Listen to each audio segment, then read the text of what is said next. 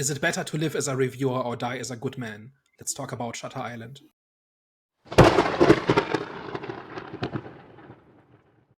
Hello, everyone. Welcome back. We are back, the Eye of the Storm podcast. So, it's Monday. Daniel, can you please let the people know what we discuss or debate on Mondays? So this is Have You Seen, in which we talk about a movie that some of us know well and others have just seen for the first time. This week we are talking about the 2010 Martin Scorsese movie Shutter Island, which is a noir psychological horror film about this guy who goes to a prison island as a marshal to investigate an escaped prisoner. The movie follows his attempts to solve the case and to figure out what is really going on the island.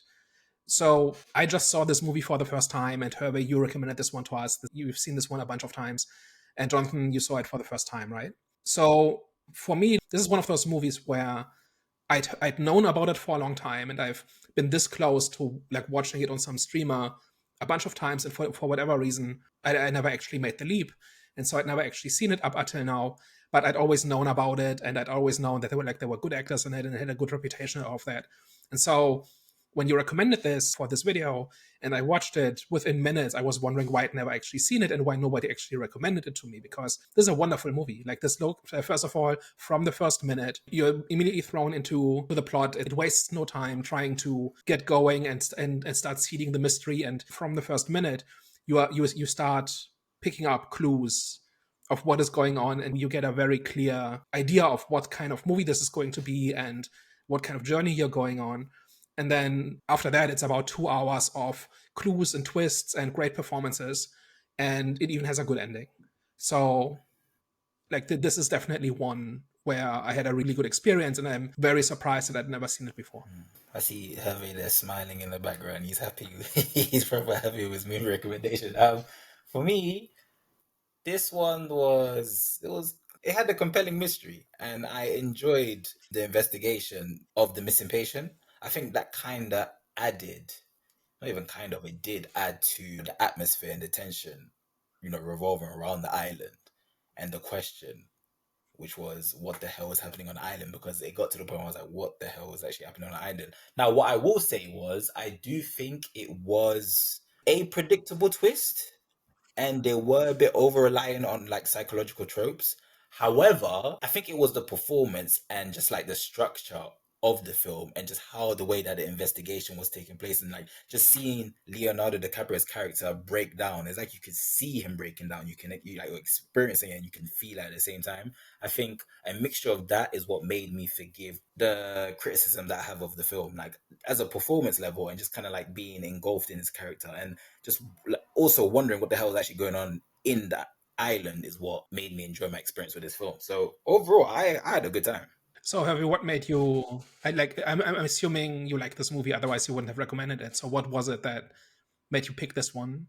And what's your takeaway from Shutter Island? So this one was one that, when I was like properly starting to get into really enjoying movies, was one of the kind of like early ones that I saw, and it just captivated me. This complete sort of mystery as to what was going on. Of course, there's strong performances from everyone involved. As a younger person, I completely missed a lot of the clues, and the shock twist at the end completely threw me for a loop. And it was one that I was like, okay, like I was on this ride with Leonardo DiCaprio's character. And again, this is a movie that I've seen so many times that I probably should know his name, but I'm so bad with Well, that's the names. thing, right? Yeah, it kind of has more than one name. Yeah, he's got Andrew Leadus, and what was the other one? What was his actually main name? Teddy Daniels is the other one. Teddy Daniels. Yeah, Teddy Daniels. So, when I was first watching it, I was like very much on this kind of like ride with him.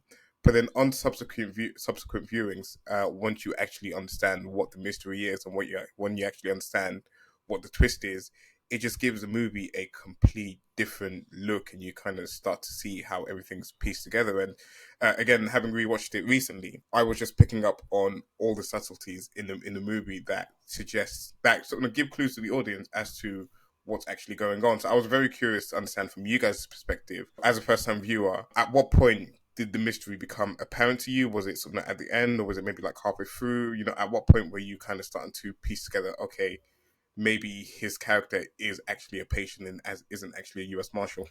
Like, it didn't really come together for me until very close to the end, because it's pretty easy to write like a mystery that seems profound it's much harder to actually make the ending stick. And I've seen so many movies based around mysteries where that is just not the case, where it's kind of the ending is either doesn't make sense or is a cop out or is obvious or is tried or whatever, right? And I kind of was on that track when Teddy is in the cave with what's her name?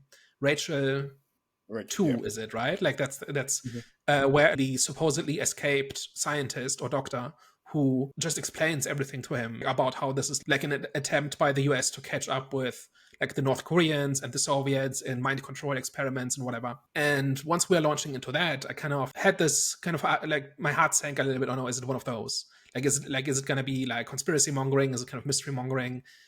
Even though some of those things are kind of half based on truth, it's kind of easy to write like a conspiracy theorist kind of take on this. And I was wondering, are we heading in that direction? And then towards the end, like once it kind of became clear what the actual explanation was in retrospect. So actually, like as I was watching it, I was not necessarily having the best time because it would all depend on what the answer is, right? So which parts are real and what's a lie and what's a dream and what's a hallucination. And once I knew that, it all kind of clicked into place. And that's where I really started enjoying the movie, mostly because at that point I no longer was apprehensive about what the ending was going to be. And then I actually went back and watched the first 15 minutes again, the parts where he arrives on, like he's on the boat and he arrives at the island and the guards take him to the prison, and up until the point where they are in Dr. Corley's personal residence and they meet the German doctor and they explain kind of the work a little bit more. Basically, that those first 15-20 minutes I watched again. And that is masterful if you know what the ending is, if you know what the deal is. And I think I'm gonna, like, when I have time, I'm gonna watch it again just from start to finish, just to see if the entire thing holds up again. And it was kind of one of my big questions is, does it all hold up? Because I think in a lot of movies, they will often have a clear idea for a beginning and a clear idea for an ending. And then in between, it flails around a little bit more. And I'm not entirely sure, just after having seen it once, whether the middle actually holds up. So over to you, like having seen this multiple times, does it? Mhm.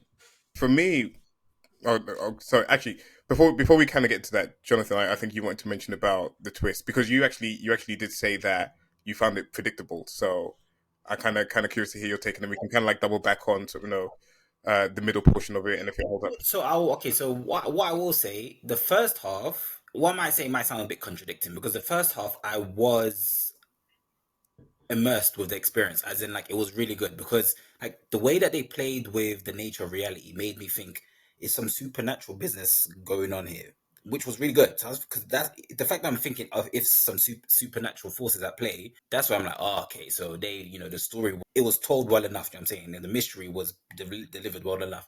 However, when I think I'll probably say in the middle of Act 2, when he saw his partner, was the scene where he thought his partner died when he saw him when they were on the mountain, and On then the obviously cliff, he saw him. like, Yeah, he saw him by this at the bottom of the cliff. Yeah. yeah. That's when I was like, okay, because that's why I was like, okay, yeah. I think that's where I pretty much caught on what was going on. Like he's a patient because even like before that, you could see him breaking down in terms of even his physical appearance and his like just his state of mind. He was going insane because at first he's seen like at first when he's seen his wife and she's pretty much giving him the answers as to the patients, as in like, because I think she was giving him the answers as in like the patients were still at the island. So I was like, okay, that's what made me think some supernatural forces were at play. But then that's when I realized that as he was breaking down, as his character was, pretty much he was looking insane. I was thinking, okay, I'm sure he's a patient here. So it kind of made sense for me, which is good because obviously it's not. I didn't want to get to the point where I'm completely mind effed, where I don't know what the hell's going on. 'Cause I kind of felt that way with Parasite. I only fully understood what the hell happened near the end, and still with Parasite, it had an ambiguous ending. But still, so with this one, I'm not mad.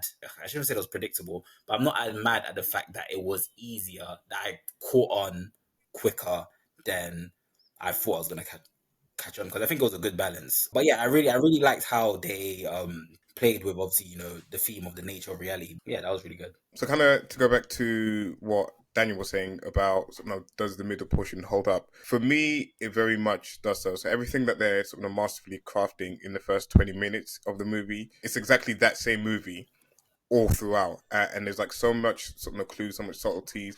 even the way that Teddy's mindset changes. At first, he thinks he's investigating a missing person, but when it becomes clear that this missing person is it's very improbable and very obvious that this person hasn't sort of disappeared, hasn't wandered off. There's still stuff in there from the psychiatrist and from his partner that's leading him into believing that the initial missing person isn't sort of the actual case that they're solving here. Plus, the sort of the conversation that he had with the other mental patient. What was his name again? George Noyce. George Noyce, yeah. Even the conversation that he has like with George Noyce, etc., that's kind of still that's feeding his sort of psyche and feeding the way that he's starting to look at the situation that's going on in the island. I just feel like the movie, all throughout, even the way that they play with the elements as well. And I'm not sure whether it's kind of like one that you picked up as well, Daniel, on sort of the first 15 minutes of the rewatch. But the way that they play with water and fire in this, where he's on the boat and at first you kind of like presume that he's just like seasick or whatever, but it's sort of the trauma of having his sort of the children drown. That whole portion of when there's this like thunderstorm that's going on and everything's like rainy, etc., and everything's like cloudy, you can kind of like picture a lot of that as being hallucinations and him imagining kind of what, isn't it? Isn't the whole thing a hallucination? Because at the very end, when he kind of has his lucid moment, the hospital is in pristine condition. It's no longer devastated from the storm, right? So he had hallucinated the entire storm? Yeah, pretty much. Again, and that's all, obviously one, cloudy, etc., and that's like, the cloudy mind or whatever. But again, it's like the water and it's like emotional turmoil and so on, yeah. Pretty much, yeah. And then you then have like the element of sort of the fire aspect of it, and sort of every time you kind of see fire in this movie, it's when he's in this like fantasy conversation with someone. So when he confronts himself in the Andrew Lader's character, there's sort of the fireplace where Andrew Lader is sat in front of the fireplace, and there's a big focus from the director to actually sort of pan to the fire first before showing him. The conversation that he has with Rachel number 2, where you see like the fire as well, where they're having it in front of the campfire and stuff like that. So there's a lot of stuff like that just makes it perfect throughout. And again, when you're watching it through the lens of, I know what the ending is, you're just picking up on so much things in this, which makes it brilliant. Also, when he blows up Dr. Corley's car and he hallucinates his wife and daughter, I think, and they're kind of standing in the flames. Yeah, like that I'm sure that fits into that as well. Yeah, no, exactly. One of the key things I thought, where at least on a first watch it didn't seem to quite add up, is on the initial watch we think, I'm confused now, Teddy Daniels is the Marshal, right? And Andrew Laddis is the patient, right? Yeah. Right. So Daniels he thinks he's investigating the crime, and the crime has been engineered. It's kind of this role-playing scenario where everybody on the island plays along, and kind of the scenario is constructed to confront him with his case, right? It's like Rachel 1's case mirrors his own, right? In some way. So it's a way, or the goal seems to be to kind of get him closer to reality by externalizing it onto somebody else. And by turning it into an intellectual as opposed to an emotional exercise, right? Like that's why that's why he's a marshal. That's why it's an investigation, right? To create some emotional distance, so that he can deal with the facts. He was a marshal in real life as well. Oh yeah, that's right. Yeah, but like the scenario was concocted to create emotional distance, right? That's at least my reading on it. And then he ends up. Through the storm, he ends up in Warden's clothes, right? The white uniform. And in the logic of the hallucination, it's because of the storm where his clothes are ruined and are being cleaned. And so he gets kind of a Warden uniform to wear, right, while it's being cleaned, right? And that gives him free reign across the island because everybody thinks he's a Warden, and that's why he can go into Ward C, where he encounters Noyce. And Noyce doesn't play along, right? Like he is off script and he's uncontrollable, and he talks to Daniels as if he was Laddis, right? That's the deal, right? Yeah. So why is this happening, right? So the reason Daniels gets into Ward C is because everybody thinks he's a Warden, and so they think they're part of the cleanup crew. But like after the storm, right? Like people are clearing like trees off the roofs and stuff like that. But why is that working? Like if the storm was hallucinated and there's no actual cleanup going on, and if everybody knows who he is, because they know he's a patient. And in the early sequences, we can see that everybody knows he's a patient, right? Why do they let him into Ward C? That's one thing that didn't make sense as I was watching it. I don't think they let him into Ward C. I think they repeatedly talk about him being the most dangerous patient on the island. In the conversation that he has with the psychiatrist at the end, where he talks about how he assaulted one of the other patients, I feel like that was just like kind of him going. I mean, it's not explained. To my knowledge, it's not explained how he's able to kind of get away from the guys and the view of sort of everyone else to actually sort of end up in Ward C. But part of my thinking is that because he's, you know, one, probably sort of off his medication for a set period of time, and he's like starting to sort of deteriorate in his mental state, is that he's then acting a little bit sort of more violently, etc., and is sort of being a little bit more elusive to sort of the authorities that are handling the situation. And then you have the moment where he's assaulting sort of other patients. Like, imagine he's probably assaulted some other guards as well, and you can kind of see how adept he is at actually sort of dealing with the guards, with sort of that scene towards the end where he feels like he's taking the guard's gun, but it's actually just like it's a gun that's not loaded at all or whatever. So it's like a toy gun, right? Yeah, it's like also it's a gun without any bullets in it. I do agree with you that part, it's not super clear, because again they're heavily relying on the storm as being a reason for his access, and I don't feel like there's a clear explanation as to why he ended up in there. So in the narrative, what happens is he and Chuck, right? He and Chuck basically decide that they need to see what's going on in Ward C, because they think there's like sinister experiments going on there.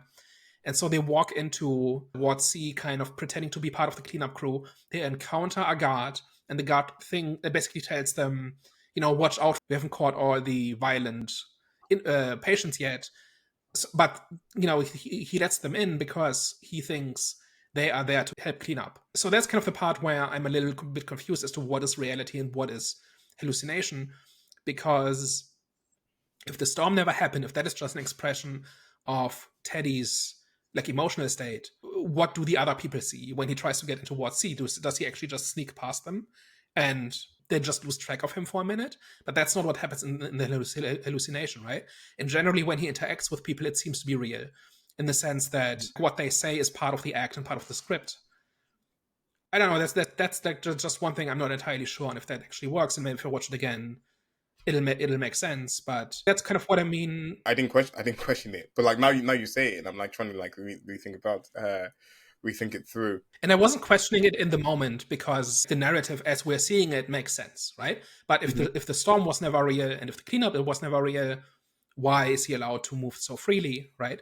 And also, why is he allowed to kind of wander the cliffs, which at minimum is dangerous, but it also means they're not in control anymore of where he goes and what he sees. It's stuff like this where I kind of had in my back of my mind, like, does this actually hold up? I wanted to, right? Like, I'd like the entire thing to really line up, but it's more like it's really obvious in the beginning, like little details like the receptions they get from the guards, right? About how it looks like they have the guns out and are nervous because there's a convict on the loose, but really it's because they're not sure if Teddy is a danger yet. And you know, in the interviews, when they interviews the wardens and the nurses, they're joking around, they're bored, they're not taking it seriously, they're just saying, like, they're not motivated, right? And once you know what's going on, you know it's because they've been given a script and they think this whole thing is stupid and probably dangerous and whatever, right? So that part really holds up, and I want the entire movie to be this way.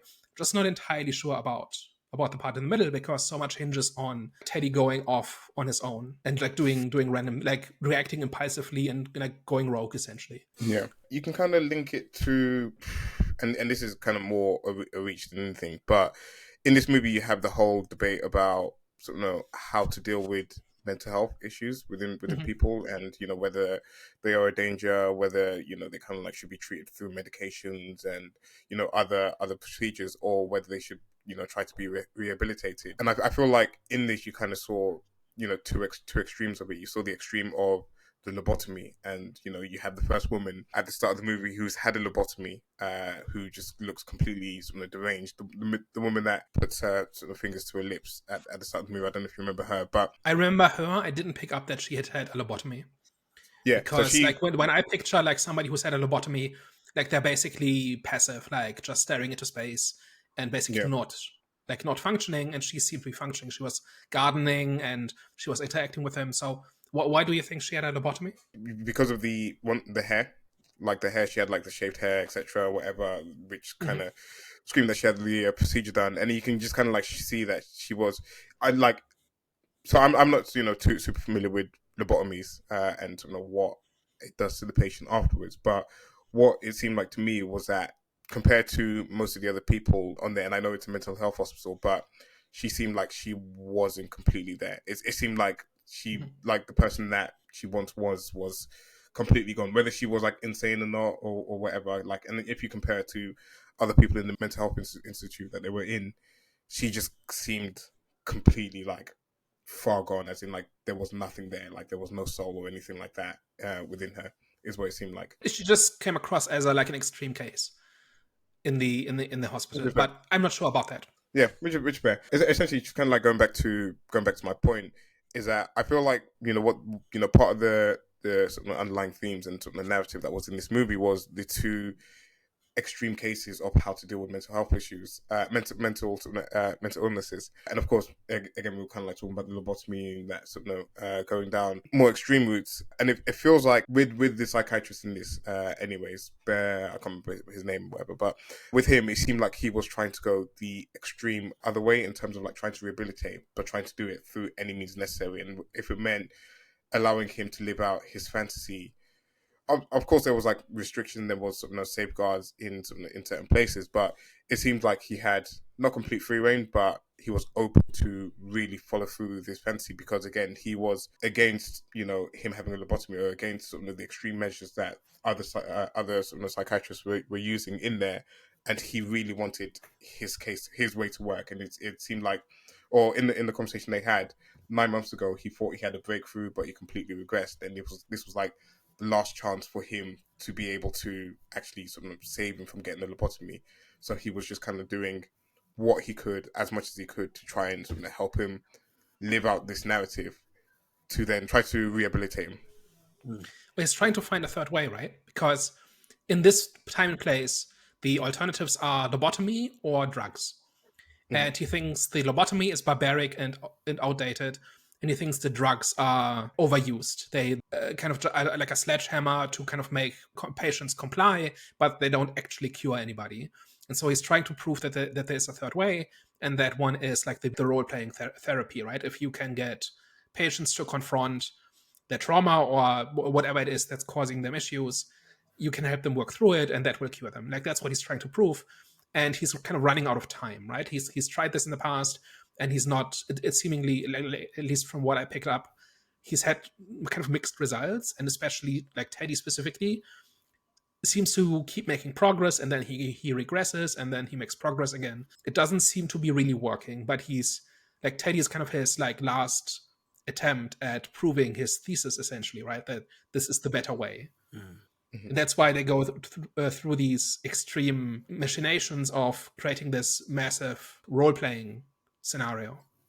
Yeah. And what was your thoughts on the whole narrative of mental illnesses and how to deal with it? Because I know, when it comes to important topics in movies, and when a movie kind of has something to say, you want them to do it well, and you want them to actually put some effort into it. So how do you feel the movie handled that in this film?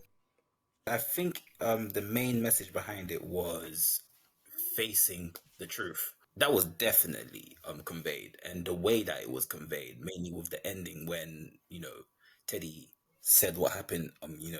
Pretty much said the reason for his madness and what happened with obviously his wife and his daughter. So I think that was mainly the main message. Now, in terms of the way that it was, the way that they kind of got out the truth, it was good, because obviously with what you guys were saying, was the other way of trying to kind of like combat his mental health. It left us as the audience obviously questioning obviously what we've seen, and obviously at the same time contemplating the characters' motivations. I'm pretty sure their way of spreading that message of kind of like combating against mental health is by their way of combating mental health. I'm pretty sure that they're not telling people that's aid in their sanity, but at the same time they just did it in a creative way, and I think that creative way that they did was effective. So this is definitely set at a time where psychiatry was like in a really basic stage, right? Where I'm not sure, like this is in the 50s. I think asylums are probably on their way out at this point. And things like lobotomy, I think definitely are. This is definitely not lazy, right? This is a very carefully constructed scenario. My question would just be, how much is this just the puzzle of figuring out what's going on and figuring out what is real and what isn't, versus actually talking about like psychiatry and mental health? Because I'm not so sure about the latter one. And the reason I'm not is it kind of presents these two different schools of thought. And there's kind of the old psychiatry and there's the new psychiatry. And Dr. Corley talks a lot about how we just used to lock these people away and kind of like essentially throw them in a dungeon so that we don't have to deal with them. And now we actually try to help them, which is progress, right? Like this, like that is definitely psychiatry turning into a real science and real medicine, as opposed to just an attempt by society to deal with people who are having mental health issues, right?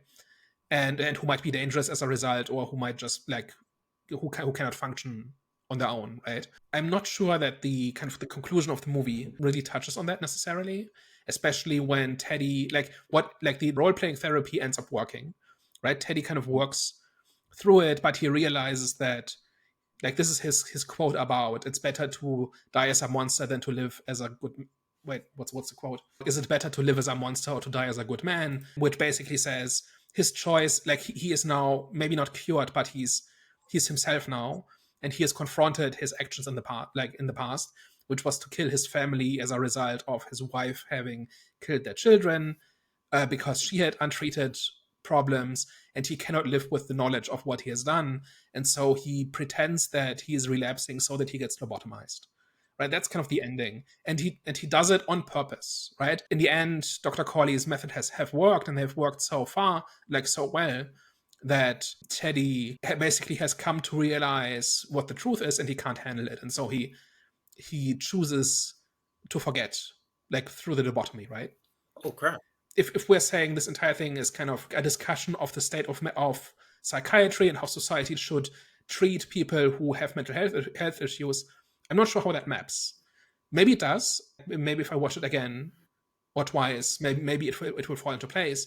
But it seems to me like the point of the story is Teddy's journey and his attempt to figure stuff out, and for us to solve the puzzle of what's real. And I'm not entirely sure it says very much about psychiatry, other than this is what it was like in the 50s.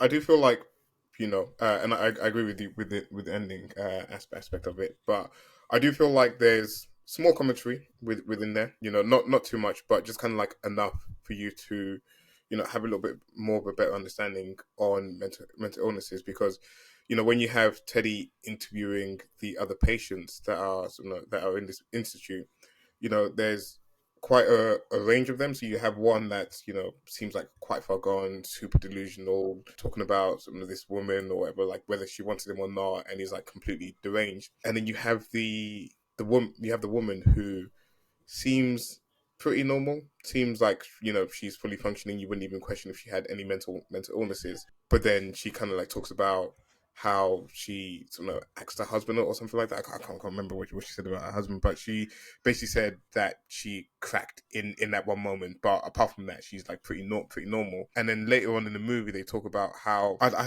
think he's like being questioned about like his trauma and whether he had any like trauma in his life. I can't remember if it's that scene or was it that scene? But they're talking about like whether he had any trauma in his life, and then he sort of makes the commentary about how people try to dig up traumas that you had in your previous life, and then they will use that as an excuse to sort of be like, oh, that's why he cracked, or that's why he is the way that he is, essentially.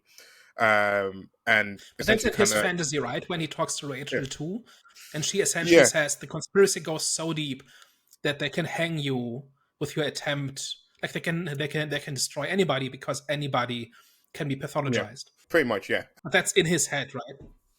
That's in his head, but I still feel like that's kind of some type of commentary into how people categorize. Because even in that conversation, she's talking about kind of once you're in there, is that the more you try to protest that you actually are normal, the more insane you you kind of sound. And again, it's almost having that stigma, that label against you. Is that once you've been labeled as something, once you have something assigned against you, there is no way to shake, especially when it comes to mental health, there's no way to shake that off you, because then everything you then do after that point is categorized or is perceived through the lens of your mental illness. So again, I don't feel like the movie's trying to make a stance or anything like that, but it's highlighting important issues or important things to consider when you're dealing with mental illness, and how quickly you can be labeled, and once you become labeled, how difficult it is to shake that label, or view someone differently from that label. So that's kind of what I got from the conversation or of mental health in this movie. So what I got really out of it was,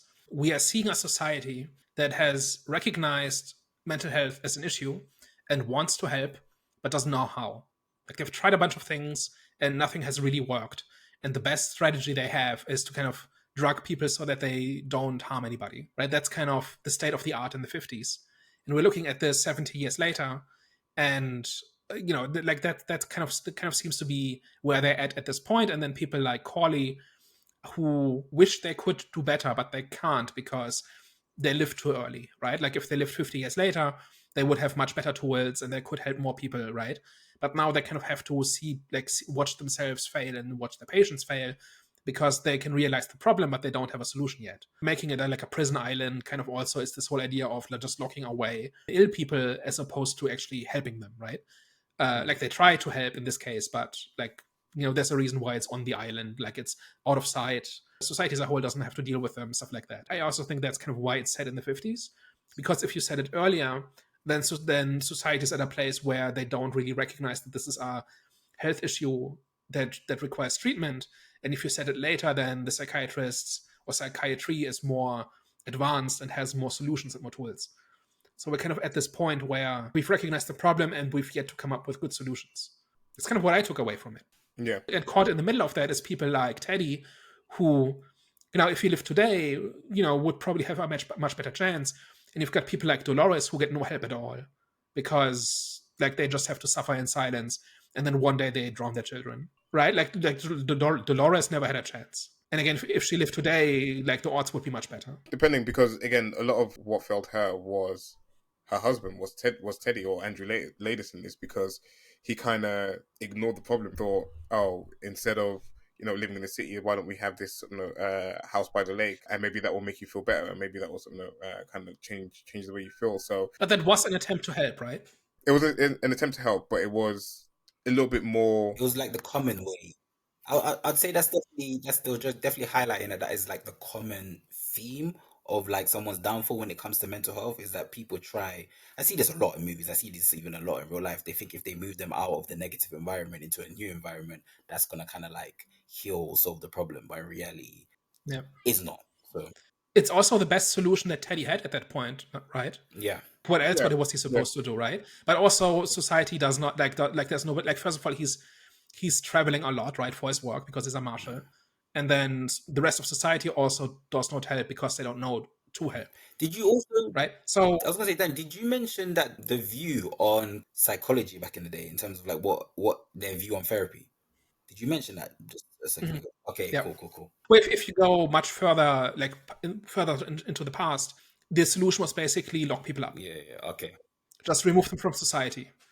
And then by the 50s, we're starting to move towards, no, people need help. One other question I have is how Dr. Nering fits into this, right? So I was taken a little bit aback when we, right out of the gate, start with the Holocaust imagery, which are these flashbacks to, that Teddy has, of like, this is like his deep-seated trauma, and this is how bad like humanity can go, and this is him watching evil unfold that he could do very little about, which kind of mirrors kind of the case with Dolores, like, not to draw like a too close a comparison, but it's also he's watching something bad happen and he can't help. That's kind of like a recurring theme with him.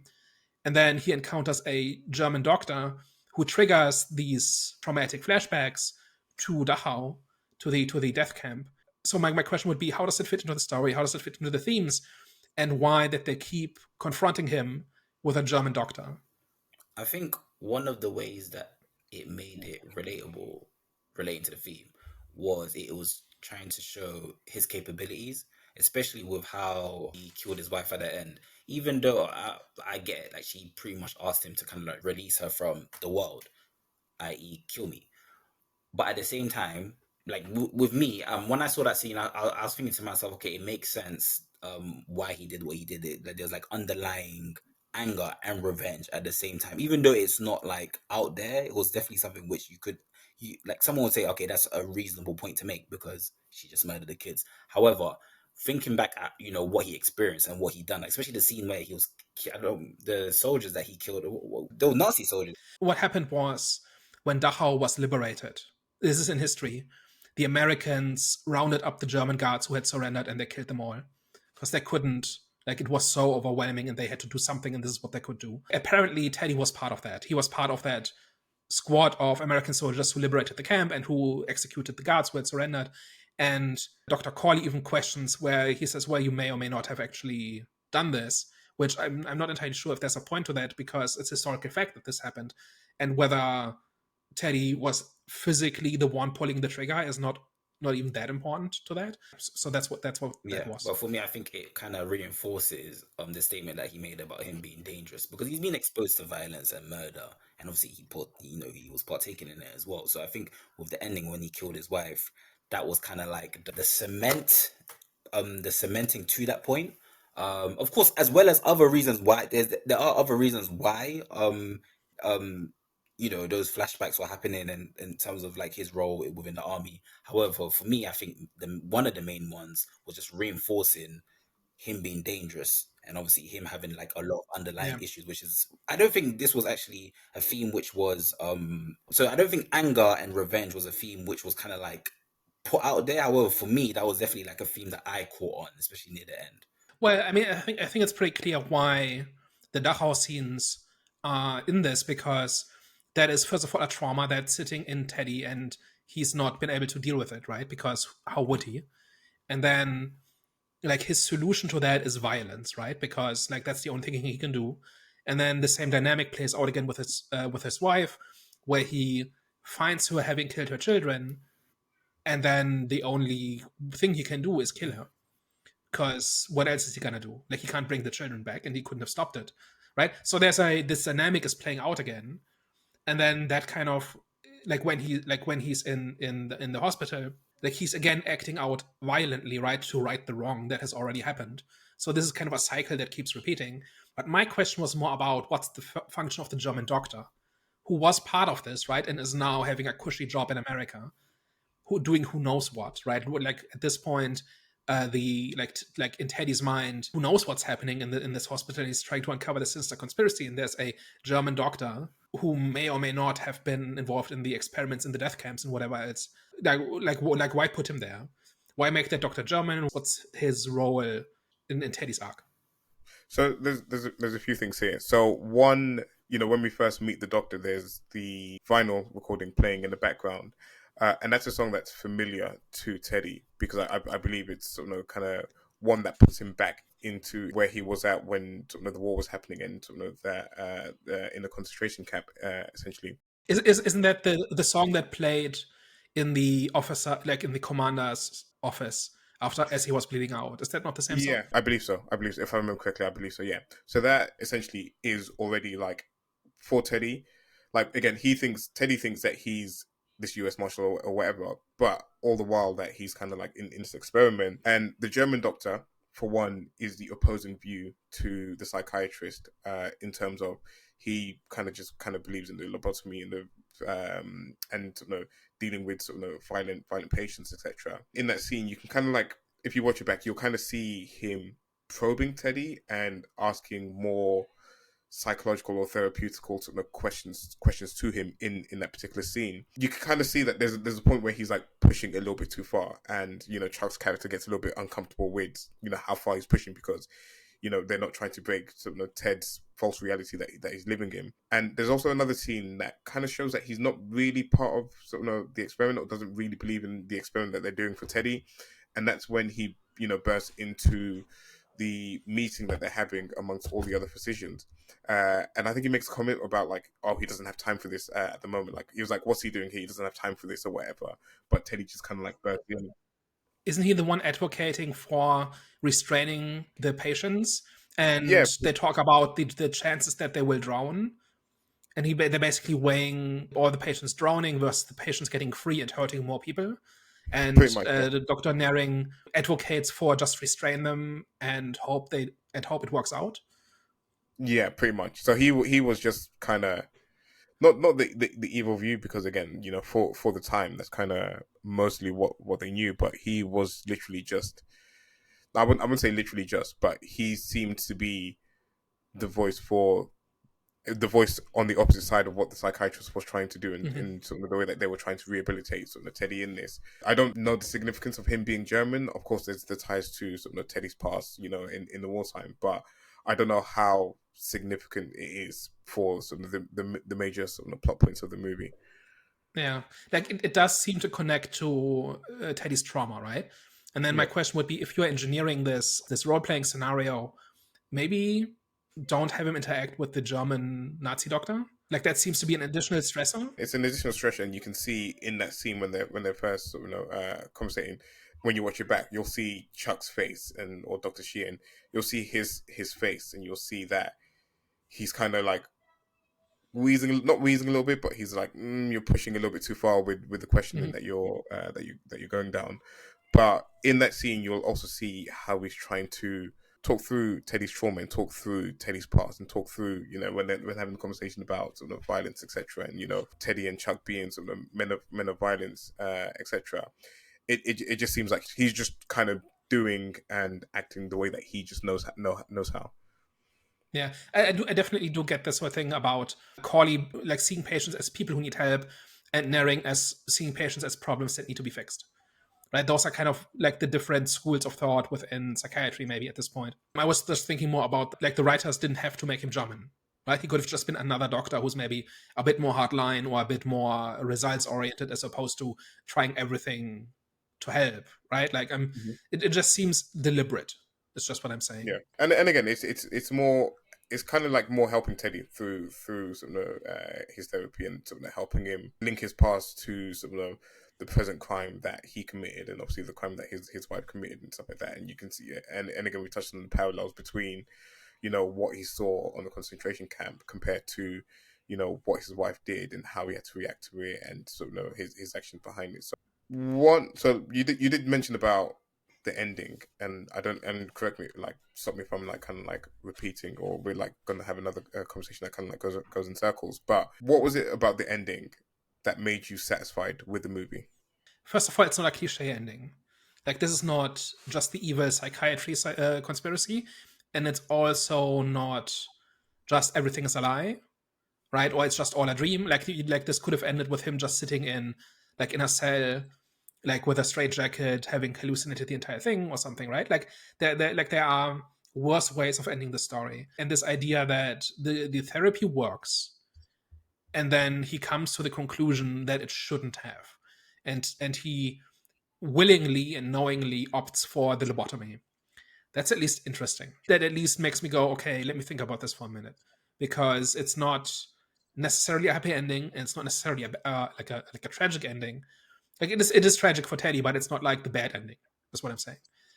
Because the therapy did work, but Dr. Corley ends up believing that it didn't, and then Teddy still gets lobotomized, but it's his choice. He's not like he has agency at this point, and he's making this choice consciously and deliberately. So that made me go, okay, like at least this is at least interesting. And I've still not made up my mind on whether or not it's actually like a good ending necessarily, but it's at least interesting. I think the ending. And you, Jonathan? I think the ending was real. Because most people that go through such trauma don't.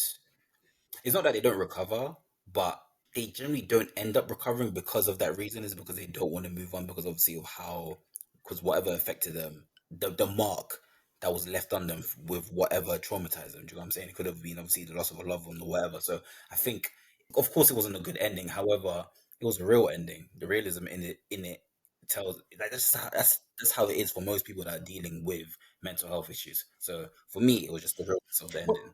Well, this didn't strike me as a real ending, because I don't think this kind of therapy really works. No. I'm not saying like, it doesn't strike me as true. No. I'm not saying in terms of what the events that will happen in the film. I'm saying in terms of the result of mental health and people that go through mental health. In terms of like majority of the times they don't want to kind of like face the truth, because remember the main message for me was facing the truth and owning up to the truth. And most people, they don't want to face that. They don't want to kind of like, they don't want to see the light at the end of the tunnel, if that makes sense. They kind of just, they feel comfortable in the darkness. And that's how obviously Teddy felt in that scene when he said what he said at the end. So Any other thoughts, comments on the movie? Any other questions? I'm definitely going to watch this again. I'm definitely going to pay more attention whether the middle really hangs together. All I can say is like I really enjoyed kind of the puzzle. It's nice to see a movie where so much meticulous care went into the details. And I can kind of trust that there was a plan, and maybe even if something doesn't necessarily work, they at least tried and they took it seriously and they gave it their best attempt. And that's already half the battle. And like the other half is succeeding, but like this is a good first step. Even if it doesn't quite hold up in all details, I still really enjoyed it. Also looks gorgeous. Like the acting is amazing. Like I just enjoyed the story. Like that's really kind of the first step. And then I was on board with the clues and with the like following Teddy on his journey as he tried to figure stuff out. So on that level, I really enjoyed it. I don't know whether you want me to kind of like point out some of the things that kind of hint to him like him actually being a patient over a U.S. Marshal, but there was just like so much subtleties, and I know that you guys appreciate the details in the movie in this, and I don't know if you want me to kind of like rattle off a few or not, or whether you kind of just want to like watch it when you watch it back.